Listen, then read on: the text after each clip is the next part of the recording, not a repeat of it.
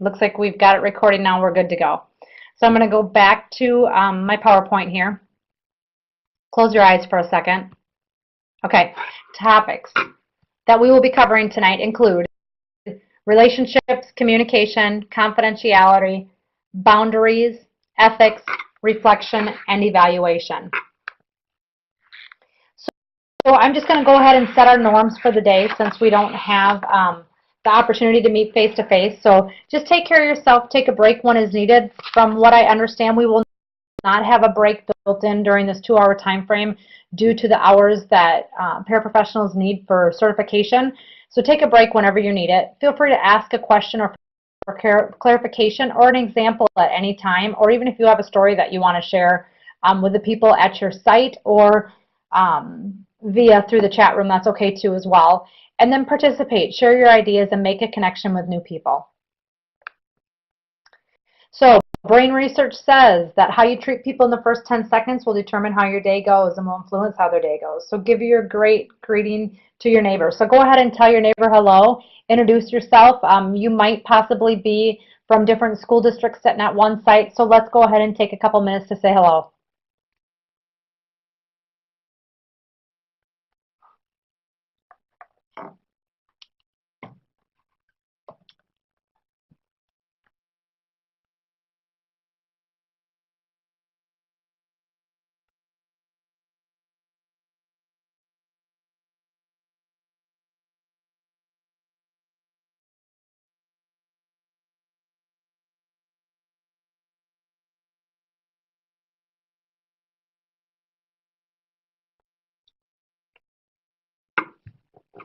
If I could bring you back in 5, 4, 3, 2, 1. Okay, so something to think about.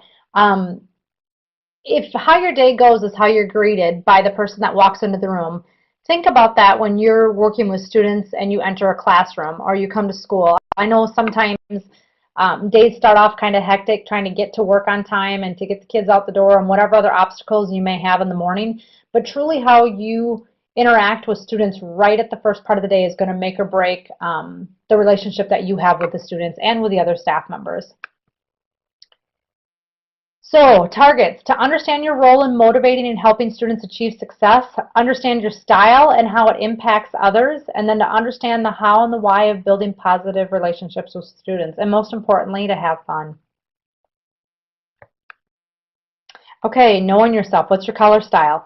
So in order for me to be able to see the YouTube clip at the end, which is I think is really important to this entire piece of your color style, I am going to go ahead and take this test with you guys. But what I want you to do is you are going to log into a website here, and this is the website I want you to go to, and it's going to be a personality test. I just want to give you a sidebar that if you tell somebody you took a color test and they said, oh, you're a gold, gold is not an option in this particular personality or color test. There are many color tests out there. One of the most common ones used is called True Colors, truecolors.com. Truecolors.com, they had their website under reconstruction, so it was not an option. However, by searching for a different one, I found this one, and actually I like this one better than True Colors, and you'll see why at the very end. I'm going to forewarn you, it's about 50 questions. I want you to do it individually on your own computer. It's going to take you, Dubuque says there's tons of echoing. I can't understand you. I'm sorry for this interruption here. Is everybody else having that same problem?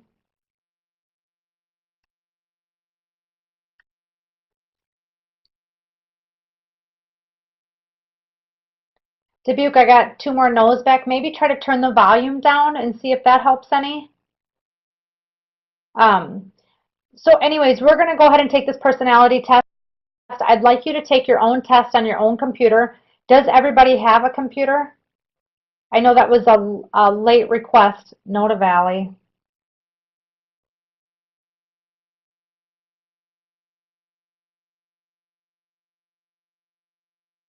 Okay, so for those of you who don't all have computers, I hope there's at least 1 or 2 at the site if there's multiple people at that location that you can pair together. But like I said, the questions, there's about 50 questions. It's going to take us probably about 10 minutes to take it, and I want you to answer them as honestly as you can because that's what's going to give you your color style at the end. So this is what it will look like um, when you get here. You want to go ahead and take the test now. And I guess if you do not have a computer, you can watch my screen as I'm scrolling through and taking it so you kind of know the questions that are asked, but it really would be most beneficial if you went back and took this test yourself. And again, I apologize. I was under the impression that they would get computers to every site. So basically what you're going to do is you're going to answer it a 1 through a 5, and you can see up top what the following scoring system is. And if you want to go ahead and we'll take 10 minutes to take this real quick.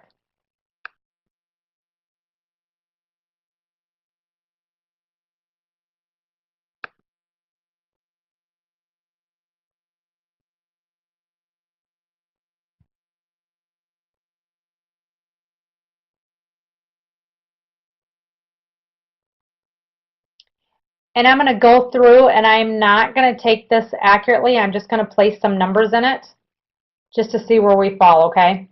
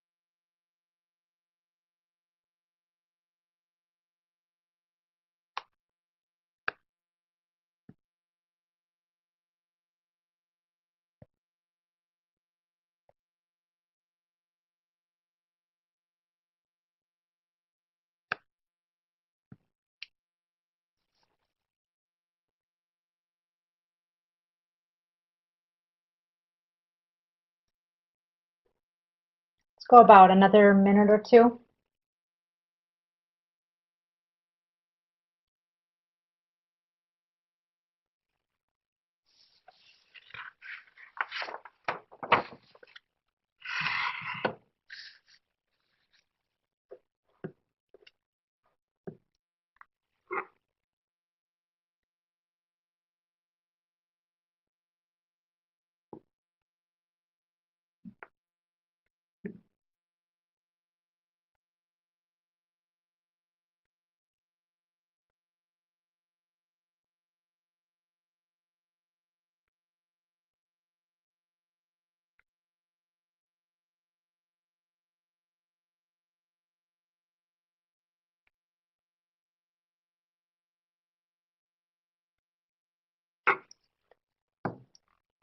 Okay, so what I did was some of them were accurate of me, other ones were not. I just kind of randomly went through it. I just want to let you know that. So this might not necessarily reflect exactly who I am.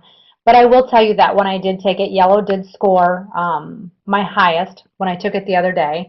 And it was within a few points there.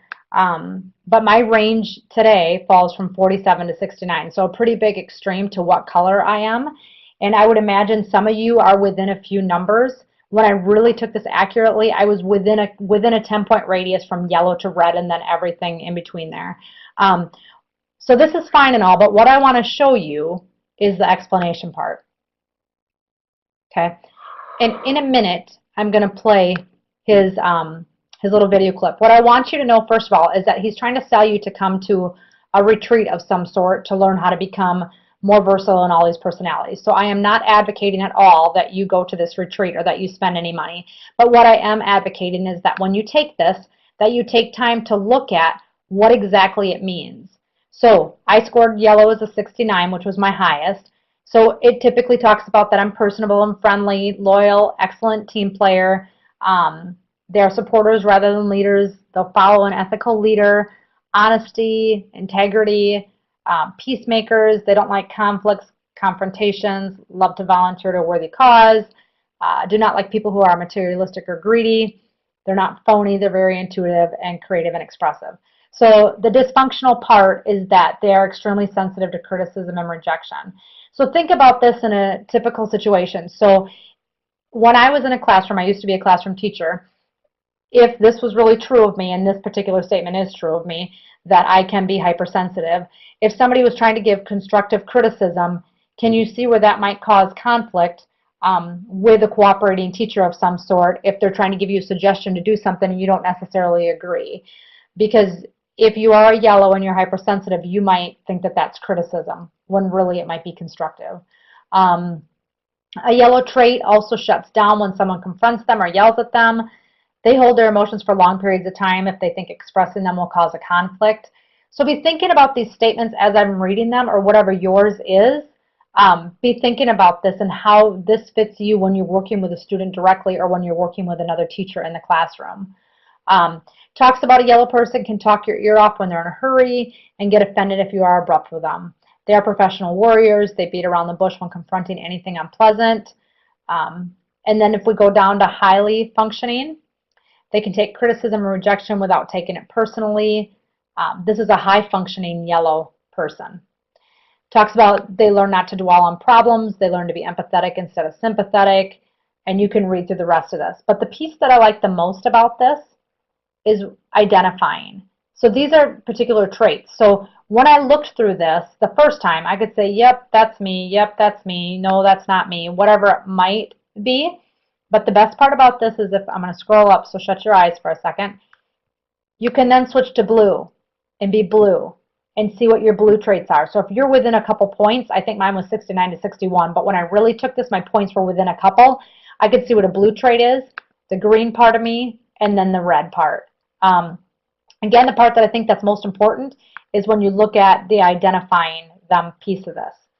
So we're going to watch a 7-minute little clip. And I think he does a really nice job describing people in this particular clip. So let's go ahead and take a minute and watch it.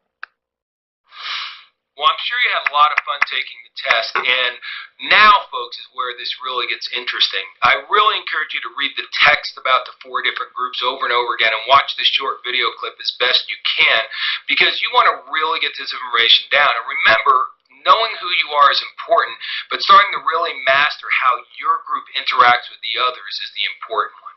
Reds are very, very aggressive. It's win at all cost type mentality, great tunnel focus and vision, but you have to understand. Okay, I'm sorry to interrupt, but as you're watching this, be thinking about certain people that come to your mind when he talks about red, green, blue, and yellow. Be thinking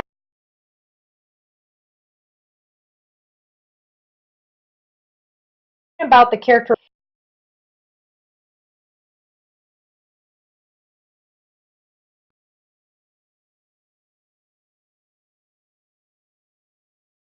together.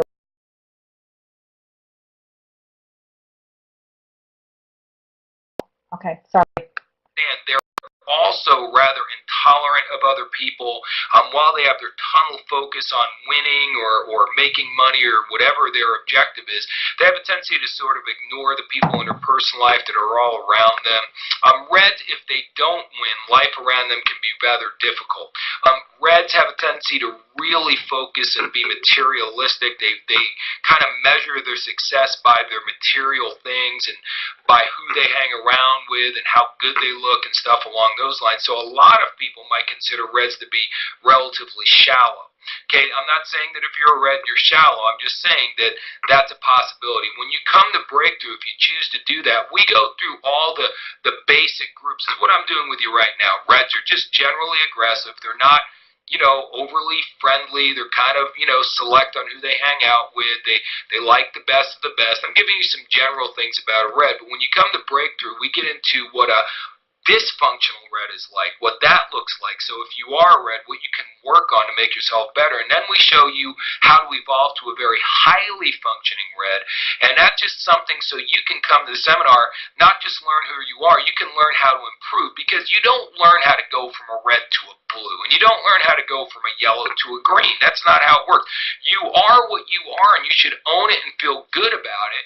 And if you're in a personality trait where you don't have a lot of Red traits and the Reds seem to be winning all the time, making the most money, don't worry about that. Be the best yellow you can be, and you'll be surprised how much value you can add, and you can make a bunch of money and live a fulfilling life, but do it in a way that works for you. Don't try to be something you're not. So once again, all four groups, we have normal, low functioning, and high functioning, which really gives you a lot more detail. We also get into real detail about how to identify these different groups. But for the time being, once again, let's just stick to what we're doing. Reds are real aggressive. Blues are live for the day. Let's have a lot of fun. If it's not fun, a blue doesn't want to do it. If it's go ahead and sacrifice now for a long-term victory, a blue wants nothing to do with it. If it's boring and tedious, a blue wants nothing to do with it. Blues are very optimistic and fun and outgoing, but they're also extremely forgetful. They're also the kinds of people who talk first and think later. They don't really think through the consequences of their actions. So once again, you can see here already that Reds and Blues are rather dramatically different types of people. Sometimes they get along. Sometimes their idiosyncrasies have a tendency to bug each other. A Red wants to win and go and go and go, and all we want to do is win, win, win, win, win, and a Blue's going, well, winning would be fun, but I want to have a good time, and to be honest with you, I don't even care if we win if we're having a good time, and that's seriously how a Blue thinks. So you can see where a Red and a Blue could necessarily not really get along so well. However, Blues are not necessarily leaders. They like to follow strong, powerful people as long as they treat them nicely and make everything a fun environment. So if a hard-charging Red has their act together, but they have good personal skills, they can attract a sea of Blues to whatever it is they're doing. So those are the first two groups. Then we have the Yellows. The Yellows are the polar opposite of the Reds. They are very caring, compassionate, friendly people. They're great teammates. They're always trying to come from contribution and help other people out and do what serves other people. They're not materialistic. They really don't care that much about winning. They see the bigger picture. They have a tendency to be very spiritual, very family oriented. They love animals and the outdoor and the environment. So you can see, once again, that's rather opposite of the two groups that I gave you so far. Problem with the Yellow is sometimes it can be very, very sensitive. They like to make everyone happy. So if someone's critical of them, they really have a tendency to overreact to it. They also have a tendency to not like to confront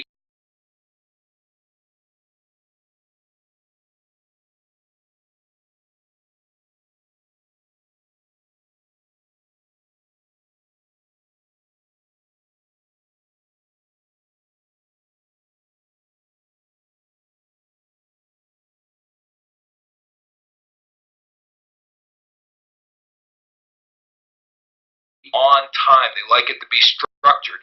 Sometimes a green can have paralysis by overanalysis. They do so much work on checking something out, they never actually take action. That would probably be the biggest drawback of a green. And once again, a red's taking immediate action. They don't necessarily have a perfect plan, but they're about making it happen. And a green's like, no, no, no, no, we can't make it happen until we know exactly every nook and cranny of what we're doing. So once again, I think I've given you enough to get you to understand that greens need to learn about yellows, blues, and reds. Reds need to learn about the other three groups and so on and so forth, because you want to be a master communicator, and ultimately it boils down to this. If I can make you feel comfortable when I'm talking to you, you're probably going to buy from me. I always say that people buy from you if they like you and trust you. And I'm not, let's say you don't sell something. You're not a salesperson, but you're still selling your ideas. I remember when I was a young parent, I was selling my daughter on going to bed at the right bedtime, and she was a tough sell. So if you really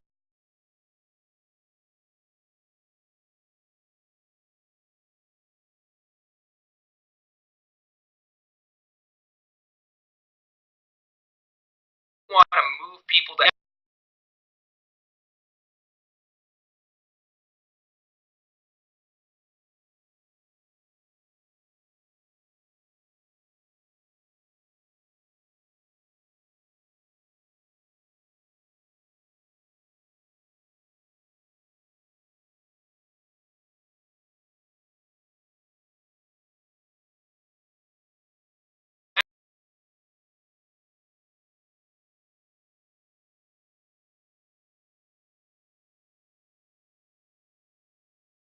to be like they are. So you become a chameleon. So once again, a lot of this is tone of voice. Yellows do not like a loud tone of voice. Right?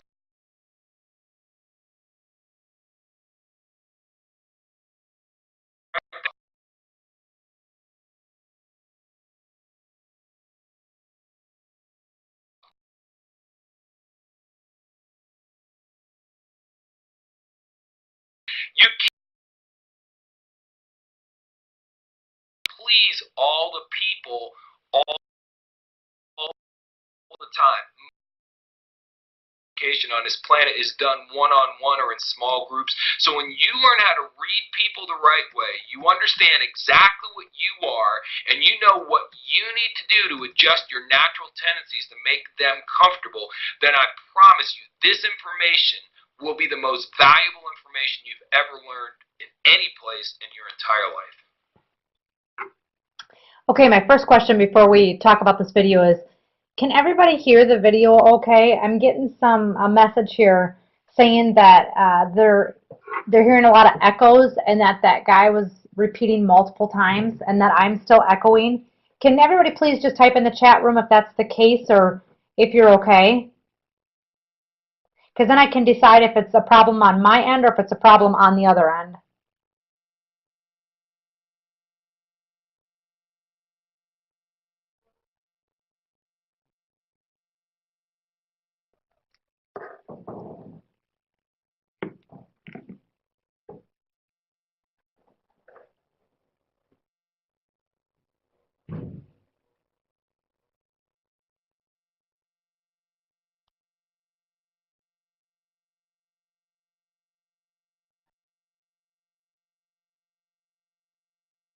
Okay, it looks like I've heard back from 3 schools already, and they said they can hear me fine. So I'm going to make an assumption that that it's coming from your end, and I'm sorry. I don't know what to tell you. The only thing I would say is possible volume, and if he's echoing multiple times, I wonder if it's not the video is not streaming as fast there as it is here. So I apologize, Dubuque. I wish I could do something to make it better.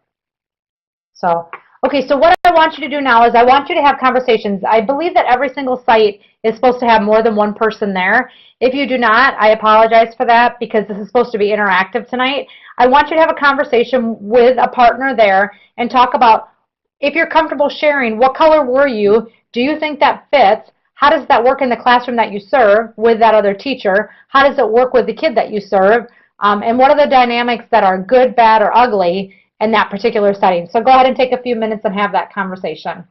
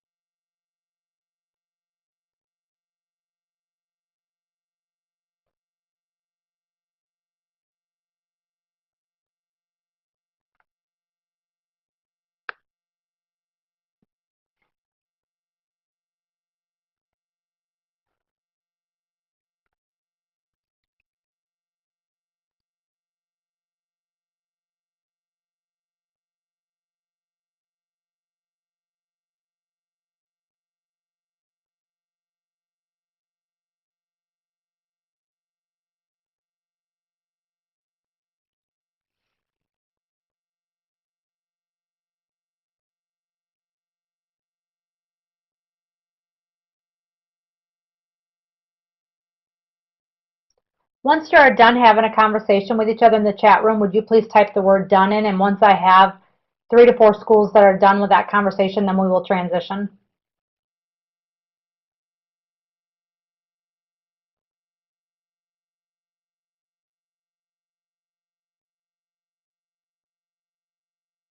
Okay, looks like a lot of the schools are done. Is anybody willing to share in the chat room some of the conversations that took place? Did you agree that that's really your color, and how does that work with other teachers that you work with or with other students that you serve?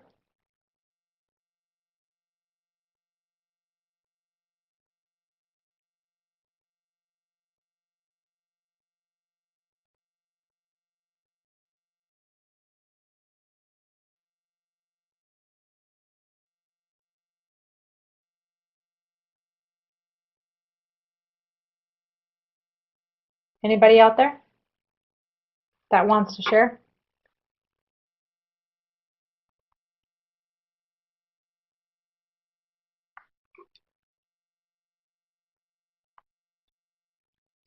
Okay, so I can go ahead and share.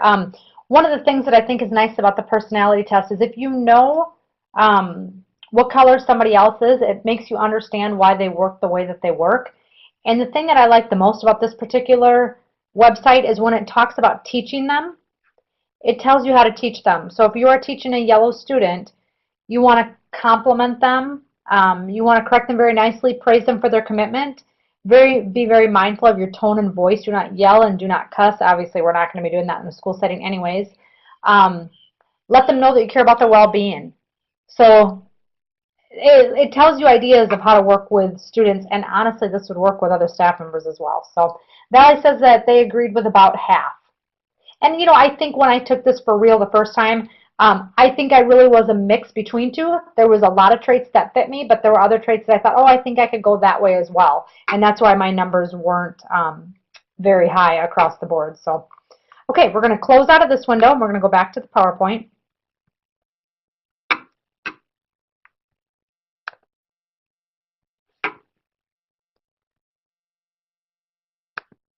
Okay, so no significant learning takes place without a significant relationship.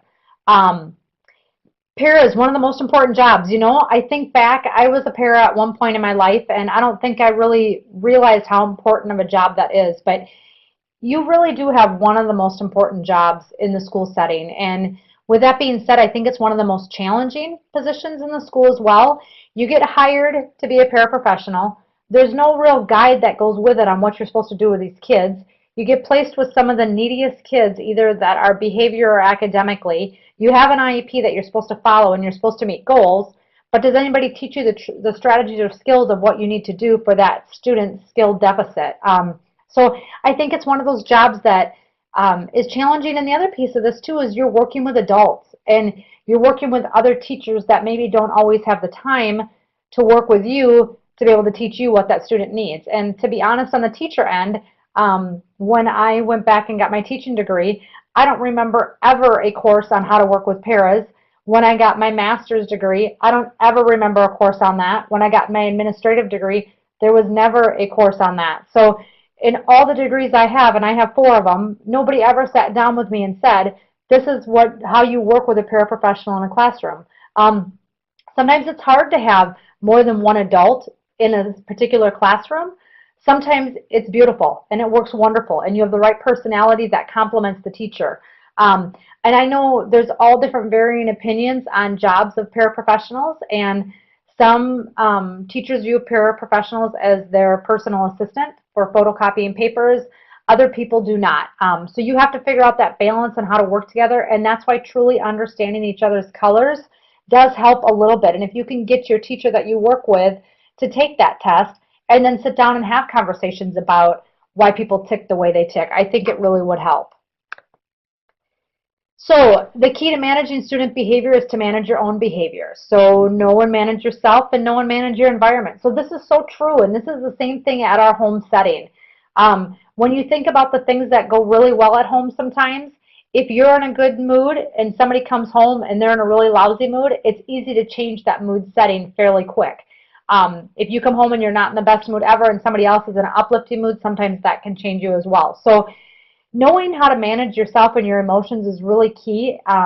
It is hard work to work with kids one-on-one who are struggling learners or who have behavior problems. It takes a very special person to be able to do that. And knowing kind of where you fit into that is really important. So managing the environment. You want to make sure that you are setting yourself up for success and that you're setting that student up for success. So this includes things like being organized, having the right space to work with that student, predictable routines. I cannot say that enough. Everybody likes a predictable routine, including adults. I mean, we like to know that when we come in the classroom setting, this is how my other teacher is going to behave. This is what's going to happen next.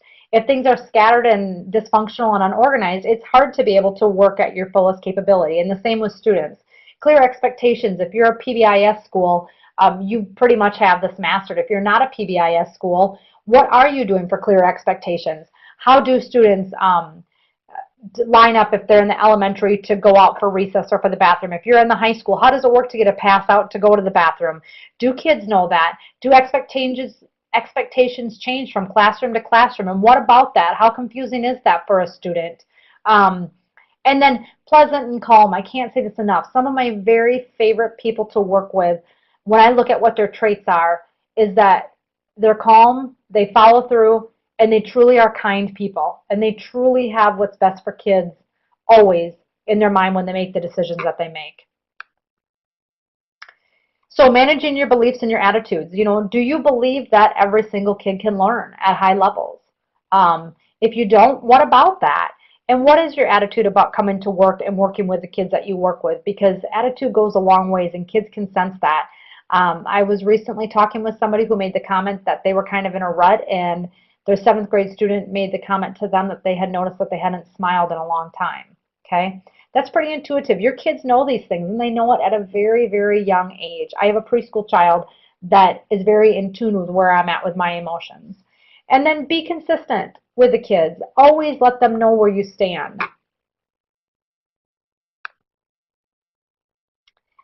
So I kind of mentioned earlier about being kind, and being kind doesn't mean that you allow a kid to walk all over you. You still have high expectations for that kid. You're still firm. You still tell them what you expect. You lay the expectations down. But while you're doing it, you're not doing it with a tone of voice. You're not doing it raising your voice. You're not doing it with sarcasm. You're doing it while being kind the entire time.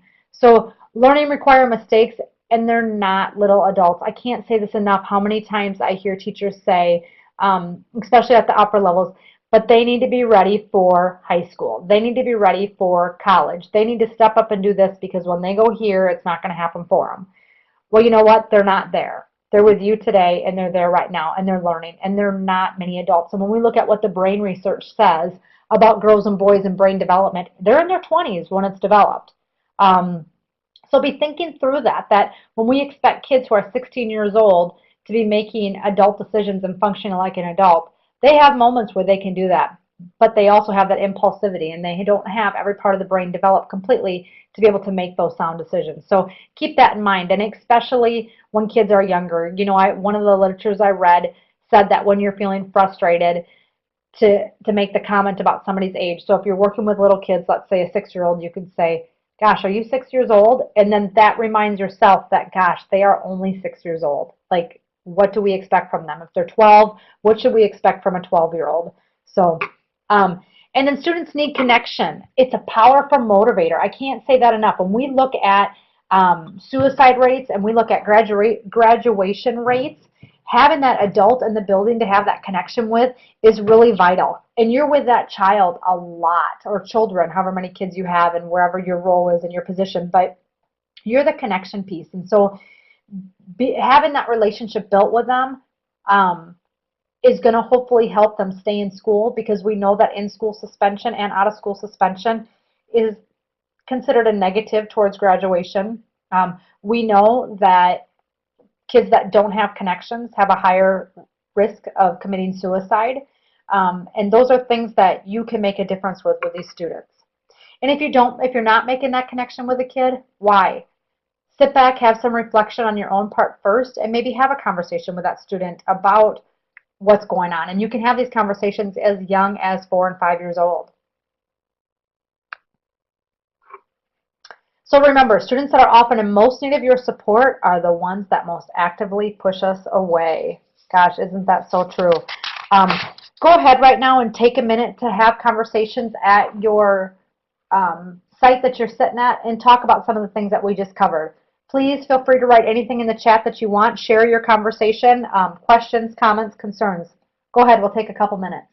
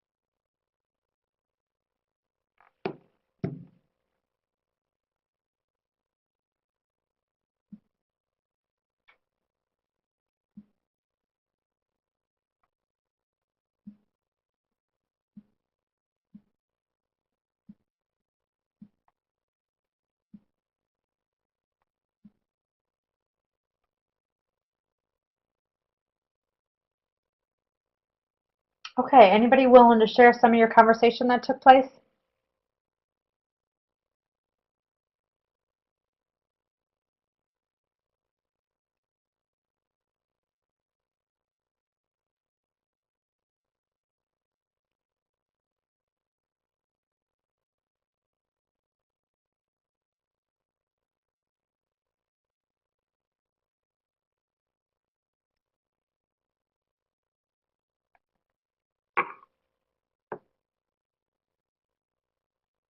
Yeah, I would agree with that, Dubuque. I was a middle school and a high school teacher, and sometimes it amazed me the most difficult students that I worked with that seemed to push me away when they really needed help or an emergency. I was one of the first people that they came back to. So there are times that it's painful to keep building that relationship. And I remember there was a student who would sit in silence. She would come in and want to talk about her problems, and she would sit in silence forever. And finally, I put a um, 15-minute cap on, and if she didn't speak within 15 minutes, she had to leave. And magically, at 14 minutes and 30 seconds, she would start speaking. So I think even the kids that you feel like don't want to be connected to you, there is that connection. Thank you for being brave enough to share. Other thoughts or ideas?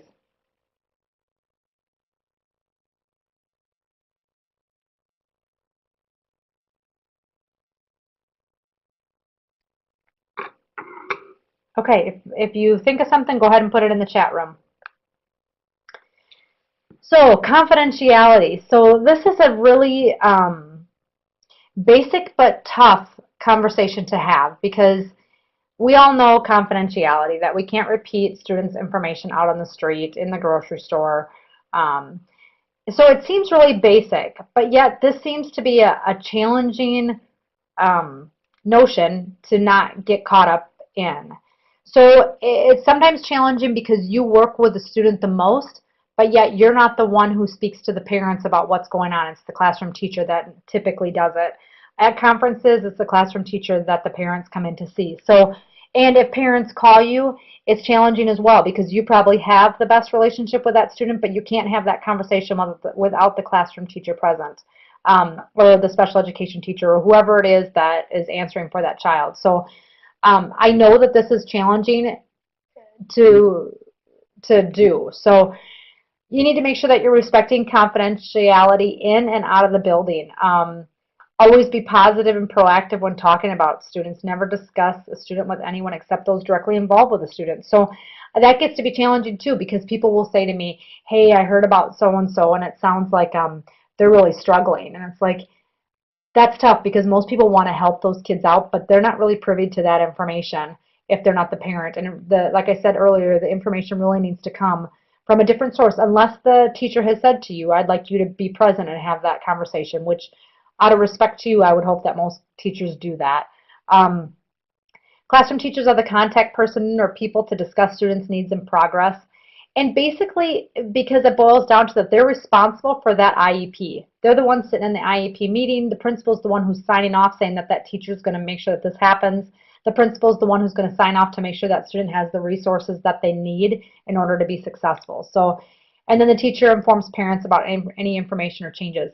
You know, as a sidebar, I'm on Facebook and I'm friends with quite a few people on there who over the years I've just met through work or through friendships. And I'm kind of surprised sometimes how many people who work in a school setting have no problem posting situations that happened in their classroom during the day.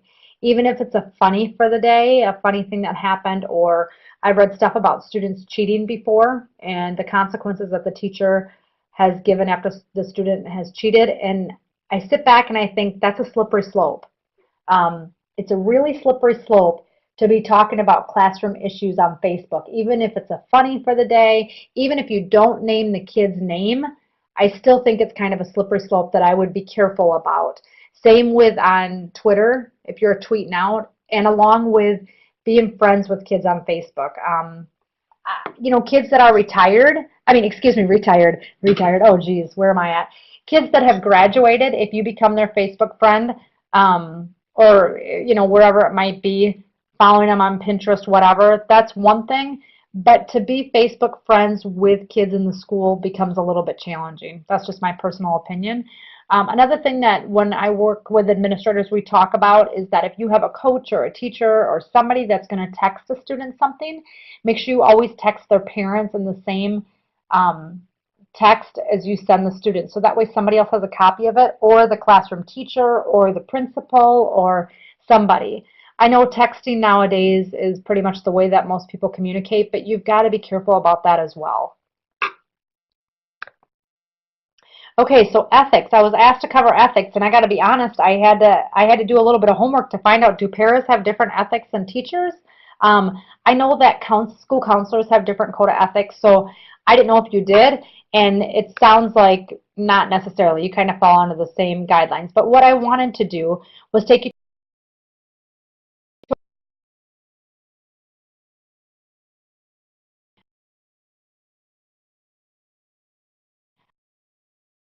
All I did was go, and then I went down to para educators, and then when I clicked on it, this is where I was taken. So information that I want you to be aware of, and maybe you all know that this is here, but here's resources and training for paraeducators, and I believe that this is probably where you found out your handouts. But what I really want to show you about this is right here, the BOEE, the Board of Educational Examiners. So when you click on that,